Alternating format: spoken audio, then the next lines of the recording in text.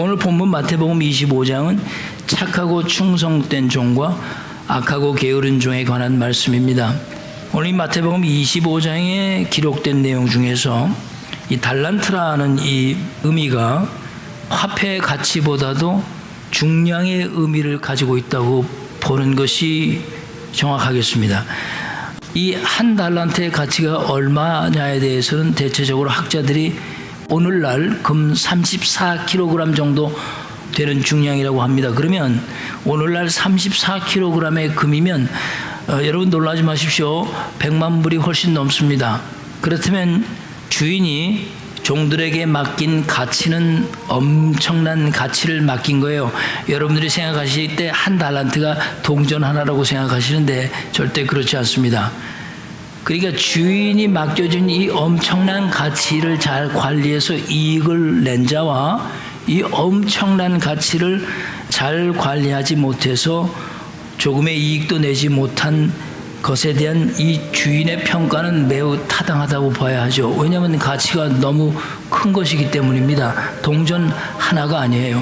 그러니까 5달란트를 받은 사람은 그 가치가 지금 오늘날로 따지면 500만 불이 넘는다는 얘기예요. 여러분들 이 내용이 이렇게 깊이 이해가 되어야 합니다. 그리고 14절에 아주 중요한 것을 말씀했는데 이 달란트가 주인의 소유였다는 점입니다. 그냥 준 것이 아니라 맡긴 것이라는 점이에요. 14절 말씀에 이렇게 말씀했습니다. 어떤 사람이 타국에 갈 때 그 종들을 불러 자기 소유를 맡김과 같다라고 했어요. 그리고 보다 더 중요한 것은 이런 주인과 종의 관계를 예수님께서 말씀하면서 이것을 천국과 연결시켰다는 점이 매우 중요한 거예요. 결국 게으르고 악한 종은 천국에 들어갈 수 없음을 밝히고 있는 거죠. 천국에 들어갈 수 있느냐 없느냐의 문제를 다루고 있는 것이 이 종과 예수님의 재림과 깊이 연관을 맺고 있는 거예요. 14절 말씀에 중요한 3가지 단어를 먼저 살펴볼 필요가 있어요. 14절 말씀 우리 한번 볼까요? 또 어떤 사람이 타국에 갈 때 그 종들을 불러 자기 소유를 맡긴 것 같으니, 여기서 맡겼다라는 말씀은 영어를 보면 entrusted라고 그래서 entrusted, 이 뜻은 어떤 막중한 책임을 가지고 있다는 뜻이에요. entrusted. 여기서 종의 임무가 무엇이냐 하는 것입니다. 이 종은 단순한 노예 같은 몸종이 아닙니다. 여기서 종은 주인이 없는 동안에 주인의 것을 맡아서 관리하는 종이지, 돌쇠나 마당새처럼 바깥에 나와서 주인이 일 시키면 그대로 이해하고 하는 그런 종을 의미하는 것이 아닙니다. 다시 말하면 여기서 말씀하는 종은 관리인을 뜻합니다.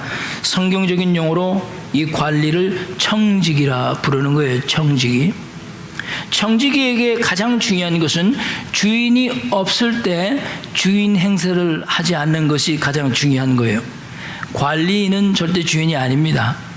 단지 주인의 것을 맡아 주인 대신 관리해 주는 것뿐이지 결코 주인 행세를 해서도 안 되고 주인처럼 모든 것을 결정할 수가 없는 거예요. 모든 것은 다 주인의 것이라고 인정하고 주인의 뜻대로 맡아서 관리해 주는 것이, 그게 성경에서 말하는 청지기다, 그런 뜻입니다. 오늘 교독대 여러분이 읽으신 누가복음 12장 44절을 가보시면, Let's go back to Luke chapter 12 verse 44. 주인과 종의 관계에서 흥미로운 점을 말씀했는데 이렇게 기록을 했어요. 44절, 내가 참으로 너희에게 이르노니 주인이 그 모든 소유를 그에게 맡기리라 그랬어요. 이 말씀에서 그에게 맡긴다라고 한 말씀은 현재 완료형으로 쓰여지지 않고 미래형으로 쓰여졌다는 게 매우 흥미로운 겁니다. So he will put him in charge of all his possession. He will. 그러니까 앞으로 더 맡길 것을 말씀하는 거죠. 그러면서 42절 말씀에 지혜 있고 진실한 종이 어떤 사람인지를 밝혔는데, 지혜 있고 진실한 종은 주께서 이르시되 지혜롭고 진실한 청지기가 되어 주인에게 그 집 종들을 맡아 때를 따라 양식을 나누어 줄 자가 누구냐. 이 누가복음 12장에서는 여기에서 종에게 맡긴 것은 마태복음 25장에서 말한 달란트가 아니라 그 주인의 집 종들을 맡아 때를 따라 양식을 나누어 줄 관리인을 말씀하고 있어요. 그러니까 마태복음 25장에서는 달란트라고 얘기했는데 누가복음 12장에서는 달란트가 아닌 사람을 얘기하는 거죠. 아주 흥미로울 수밖에 없습니다. 누가복음 12장 43절에는 주인이 이를 때 그의 종이 그렇게 하는 것을 보면 그 종은 복이 있으리로다 그렇게 말씀을 했잖아요. 여기서 그렇게 하는 것이라는 것은 바로 verse 42에 종들에게 때를 따라 양식을 나누어 준 일을 하는 바로 그것을 보았을 때 주인이 기뻐하며 복을 주시겠다는 거예요. 그러니까 주인의 것을 맡은 어떤 청지기의 종이 다른 종들에게 양식을 나누어 주는 일을 한다 그 뜻입니다. 만약에 주인이 돌아와서 그 충성스러운 그 청지기의 모습을 보았을 때 그 모든 소유를 맡기겠다, 앞으로 미래에 더 많은 것을 맡기겠다라고 하는 겁니다. 그러니까 다른 종을 먹여 관리하는 종의 지금 맡고 있는 것은 완전한 것이 아니라 부분적인 것이다 그거예요. 그리고 오늘 여러분이 처음에 본문도 읽으셨던 마태복음 25장에서 말씀하는 주인의 것을 맡은 종은 재물의 가치를 대상으로 하고 있다는 점만 좀 다른 겁니다.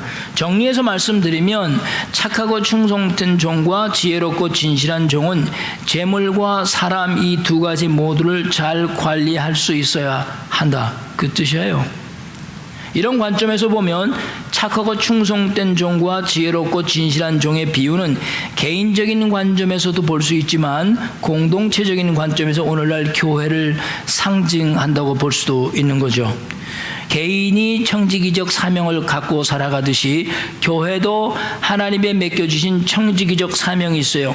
교회는 사람의 영혼과 하나님께서 주신 이 재물 두 가지를 잘 관리해야 하는 책임이 있어요. 이 두 가지를 가장 잘 관리 못하는 것이 오늘날 교회의 모습이기도 합니다. 이 두 가지 모두를 잘 관리하지 못하면 주님께서 돌아오셨을 때 책망을 피할 길이 없다 말씀하시는 거예요. 두 가지를 잘 관리하면 더 많은 것을 맡기시겠다 그렇게 약속을 하신 겁니다. 그렇다면 주인의 것을 맡은 착하고 충성된 종의 자세가 무엇일까? 오늘 여러분과 나에게 이것이 중요한 것이고 여러분이 앞으로 감당해야 할 것들입니다. 자, 착하고 충성된 종의 자세는 무엇일까요? 첫째, 주인의 것을 맡은 종은 항상 주인이 원하시는 것이 무엇인가를 생각한다는 겁니다. 이것이 착하고 충성된 종의 기본적 특징이에요. 착하고 충성된 종은 항상 자기의 생각을 중요하게 생각하지 않는다는 점입니다. 이게 청지기의 가장 기본적인 특징입니다. 종이 주인보다 자기의 생각이 앞서가면, 그리고 자기의 생각이 주인의 생각보다 중요하다고 생각하면 그 사람은 이미 착하고 충성된 종의 기본 자세가 없는 사람입니다. 사실 종들의 가장 큰 문제는 어느 때이냐 하면요, 주인이 없을 때입니다. 주인이 떠나 있을 때 주인의 생각을 중요하게 여긴다는 것은 사실 그렇게 쉬운 일이 아니에요. 이것은 지금 예수님이 우리와 함께 계시지 않다고 하는 그 현실과도 같은 거예요.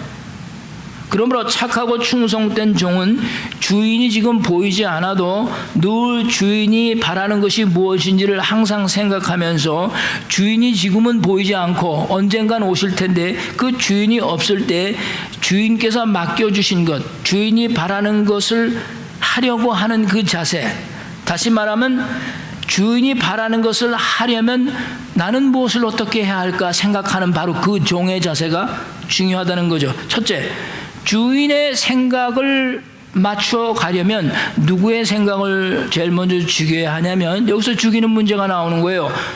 종의 생각을 죽여야만 돼요. 부름받은 종의 일은 일을 하는 것이 목적이 아니라 지난 시간에 말씀드렸지만 먼저 자신을 죽이는 일부터 해야 한다는 거예요. 자기의 생각을 죽이고 자기의 뜻을 죽이고 자기 자신을 죽이는 일부터 해야지 주인이 원하시는 생각대로 할 수 있지, 그거를 죽이지 못한 상황에서는 절대로 주인이 원하는 것을 감당할 수가 없는 거예요. 그러니까 일을 하는 것이 목적이 아니고 먼저 자기 자신을 죽이는 훈련을 해야 되는 거예요. 자기 생각부터 죽여야 해요. 자기 자신을 죽인다는 것은 자기 생각부터 죽이는 거예요. 여러분, 오늘 두 번째 읽으신 교동문 빌립보서 4장 2절에 보면 바울이 아주 중요한 말씀을 하셨어요. 그 빌립보 교회에 아주 열심히 있는 사람들이 있었어요. 유오디아와 순두계라는 사람이잖아요.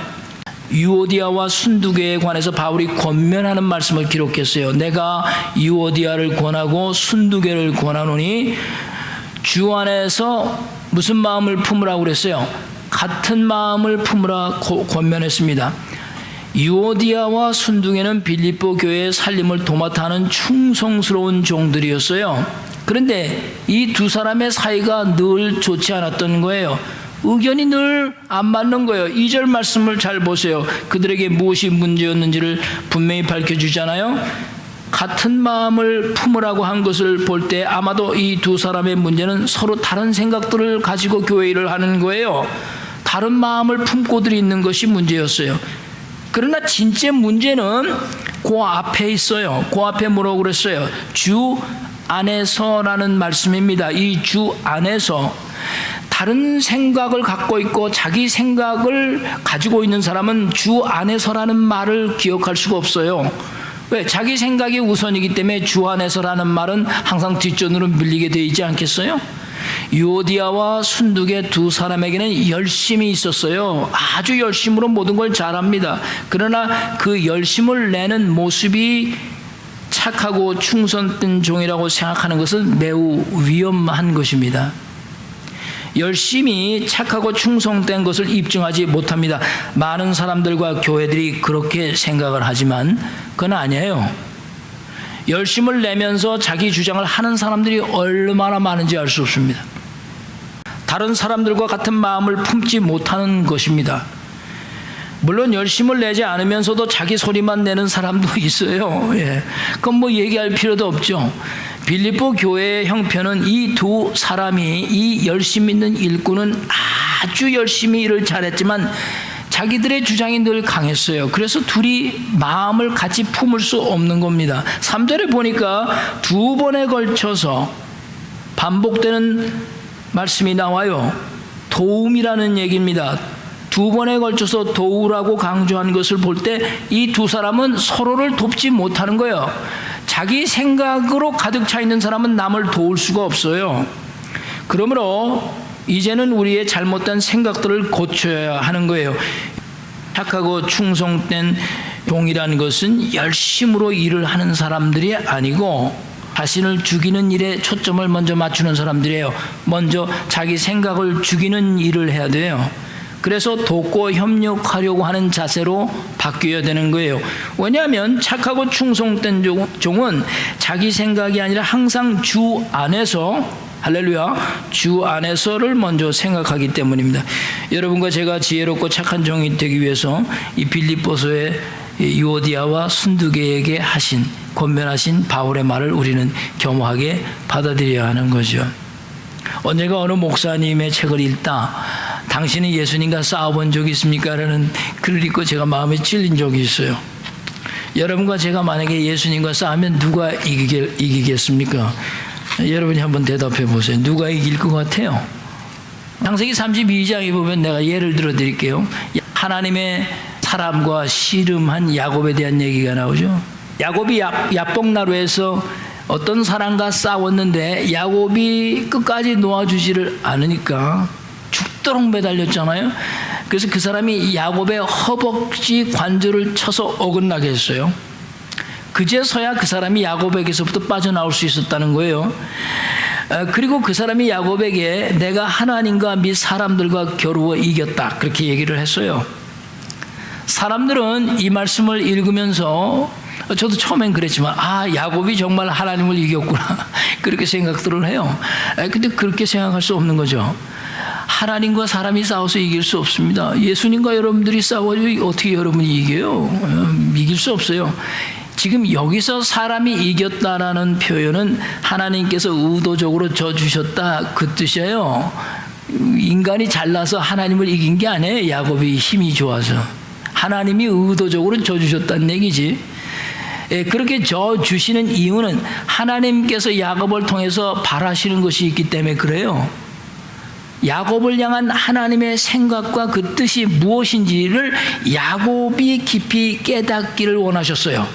하나님께서 여러분과 나에게 하나님으로 인해서 갈등을 주실 때는 여러분과 싸움에서 하나님께서 이기시고 여러분을 눌러버리고 복종하시게 하려는 것이 아니고 여러분과 나를 향한 그 하나님의 뜻을 깊이 깨닫게 하시려는 게, 그래서 여러분의 생각을 벗어버리게 하는 겁니다. 그래서 하나님 통해서 여러분과 나에게 때로는 갈등을 주시는 거예요. 중요한 것은 하나님은 야곱을 죽일 수도 있었지만 그의 넓적다리 하나만 어긋나게 하셨다는 거예요. 이걸 감사할 줄 알아야 되거든요. 그걸 자랑할 것이 아니거든요. 죽을 수도 있었는데 넓적다리 하나 툭 건드려주고 끝난 거거든요. 사실 여기서 야곱이 이긴 것이 아니라 하나님이, 정확히 말씀드립니다, 살려주신 겁니다. 살려주신 거예요. 중요한 요점은 야곱이 죽기까지 무슨 목적을 위해서 매달렸다는 거예요. 무슨 목적이었을까요? 뭘 깨달았을까요? 내가 여기서 하나님에게로부터 뭔가를 받지 못하면 나는 인생이 여기서 끝이다. 그래서 그 죽도록 매달려 싸우는 야곱이, 이제야 네가 내가 너를 통해서 원하시는 것이 무엇인지 깨닫고 있구나. 만약에 빌립보 교회에서 유오디아와 순두계 이 두 사람의 양쪽 얘기를 우리가 다 들어보면 결론은 obviously 똑같아요. 다들 자기 생각이 옳다는 얘기죠. 문제는 열심이라는 것이 오히려 착하고 충성된 종이 되는 길을 막기도 하는 것입니다. 진짜 열심을 내야 할 것은 주님의 맡겨주신 뜻이요 사명인데, 사실 자신의 뜻과 생각을 이루기 위해서 열심을 내는 경우가 많거든요. 사랑하는 성도 여러분, 여러분과 내 생각을 죽이고 주 안에서 다른 사람과 한 마음을 품을 때는 이미 여러분과 내 넓적다리가 한두 번쯤은 어긋난 경험을 갖게 되는 거예요. 야복나루에서 그 꽤 많은 야곱의 생각은 거기서 완전히 죽어버렸어요. 자기 생각이 완전히 거기서 없어졌어요. 그의 이름이 그것을 증명하는 거예요. 그 이후부터 야곱은 더 이상 야곱이라고 불리지 않고 무엇이라고 불렸어요? 이스라엘이라고 불리게 됐던 거예요. 그게 하나님의 뜻이었어요. 하나님의 생각이었어요. 야곱을 향한. 그것을 야곱이 이제 받아들이고 깨닫고 자기의 생각을 죽이는 거죠. 좀 더 정확하게 말씀드리면 넓적다리 힘줄 하나 끊어지고 착하고 충성된 종으로 새롭게 거듭난 겁니다. 이스라엘 사람들은 그날 그 사건 이후에 허벅지 관절에 있는 둔부의 힘줄은 먹지 않았다고 성경이 기록을 하고 있어요. 여러분과 제가 착하고 충성된 종이 되기 위해 평생 잊지 말아야 할 말씀이 있어요. 그게 바로 이사야서 55장 8절 9절 말씀입니다. 이사야 chapter 55 verse 8 and 9. 여러분 너무나 잘 아는 말씀이에요. 여호와의 말씀에 내 생각은 너희 생각과 다르며 내 길은 너희 길과 달라서 하늘이 땅보다 높음 같이 내 길은 너희 길보다 높으며 내 생각은 너희 생각보다 높으니라. 믿으시면 아멘. 할렐루야. 옳은 생각과 옳은 방법은 꼭 한 가지가 아니라는 겁니다. 내 생각이 아무리 옳다 해도 그 생각이 하나님의 생각과 다를 수도 있다는 것을 깨닫는 것은 여러분과 나도 넓적다리가 몇 번 어긋나고 난 후에나 가능할 수도 있어요. 만약에 옳은 생각과 방법이 항상 하나라고만 생각을 한다고 느껴지면 여러분과 나도 유오디아와 순두개와 전혀 다를 것이 없어요. 옳은 생각은 하나밖에 없다라고 생각되는 이유는, 잘 들으세요, 자신의 생각만이 옳다고 생각하는 고집 때문입니다. 그것은 성경 때문도 아니고 주 안에서의 한마음이라서도 아니고 자기의 생각만이 옳다고 생각하기 때문에 항상 옳은 방법은 그거 하나인 것뿐입니다. 여러분과 나의 삶의 주인이 도대체 누구십니까? 바로 예수 그리스도십니다. 그분은 여러분의 가정의 주인이시고, 여러분의 사업의 주인이시고, 여러분의 생명의 주인이시고, 여러분의 자녀의 주인이십니다. 그리고 이 교회의 주인이십니다. 여러분과 저는 온 세상의 주인이신 주님으로부터 부름을 받고 주님의 것들을 맡은 자들입니다. 그러니 착하고 충성된 종들은 항상 주인의 뜻이 무엇인지를 마음에 새기며 자신의 생각을 죽이고 하나님의 생각에 보조를 맞추려고 최선을 다하는 것이죠. 바로 그런 사람들이 되시기 주의 이름으로 간절히 축복드립니다. 두 번째, 착하고 충성된 종의 자세로 가기 전에 한 가지 꼭 짚어보고 할 것이 있어요. 한 달란트 받은 종은 왜 주인의 돈을 땅속에 감추어 두었을까요? 한 달란트 받은 종이 땅속에 재물을 묻어둔 것은 주인에 대해서 잘못 생각한 것이 있었기 때문에 그렇습니다. 자, 24절과 25절. 자, 한 달란트 받았던 자는 와서 이르되 주인이여 당신은 굳은 사람이라 심지 않은 데서 거두고 해치지 않은 데서 모으는 줄을 내가 알았으므로 두려워하여 나가서 당신의 달란트를 땅에 감추어 두었나이다. 보소서 당신의 것을 가지셨나이다 라고 그렇게 대답했습니다. 이런 겁니다. 제가 생각한 주인께서는 심지 않은 데서 충분히 거두실 수 있는 분입니다. 그리고 뿌리지도 않은 데서 모으실 수도 있는 능력 있는 분이십니다. 그걸 제가 압니다. 주인의 능력이 대단합니다. 그래서 저는 아무것도 하지 않아도 된다고 생각했습니다. 24절 마지막에 그가 한 말을 보십시오. 주인이 그런 분이라는 것을 내가 알았습니다. 이것이 한 달란트가 가진 사람의 문제였어요. 심지도 않은 데서 거둘 수 있는 주인인데 내가 수고한들 무슨 의미가 있겠느냐. 그래서 그는 주인이 두렵다고 했어요. 너무나 능력이 위대한 분이시니까. 그래서 나는 아무것도 할 필요가 없다고 느꼈습니다. 그래서 땅에 그냥 묻어두었습니다. 오늘 이 한 달러 받은 사람이 땅에 묻어둔 이 모습이 여러분과 저의 모습이라면 놀라시겠어요? 우리도 종종 그러거든요.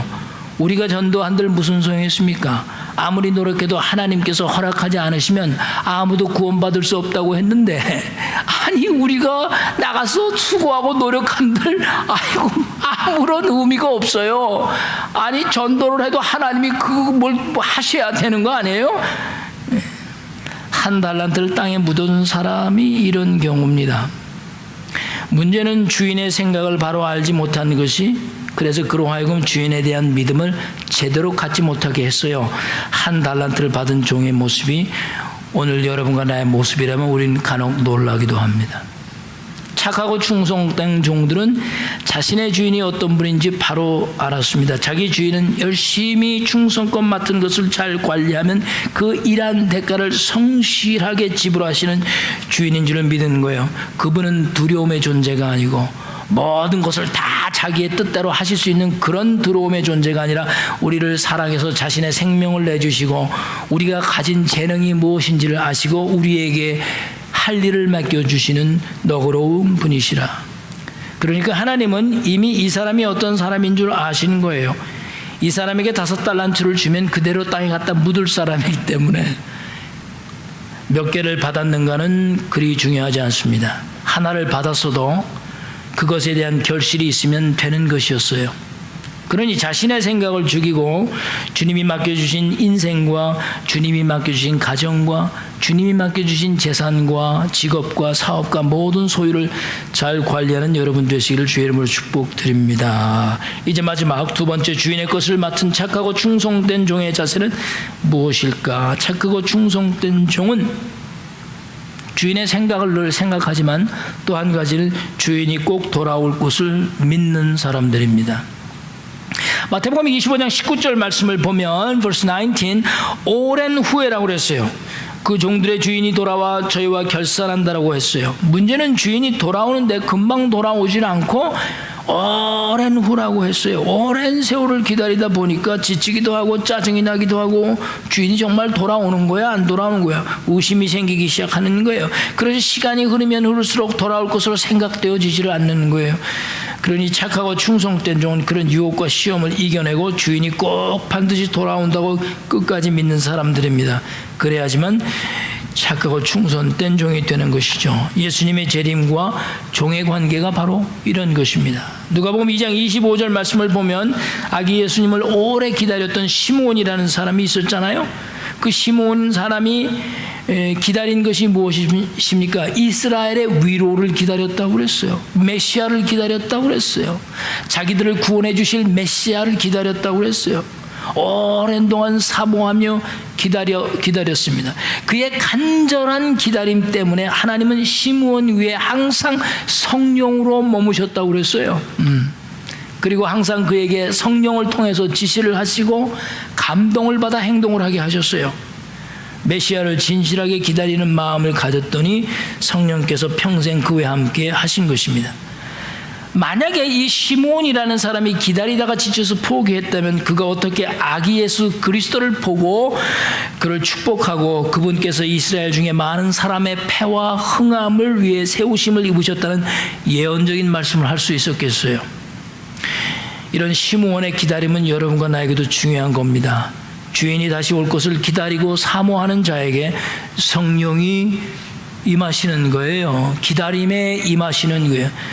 여러분들과 내가 조심해야 할 것은 성령은 기도를 소리질러 하면서 방언하는 사람들에게 임하는 것이 절대 아니에요.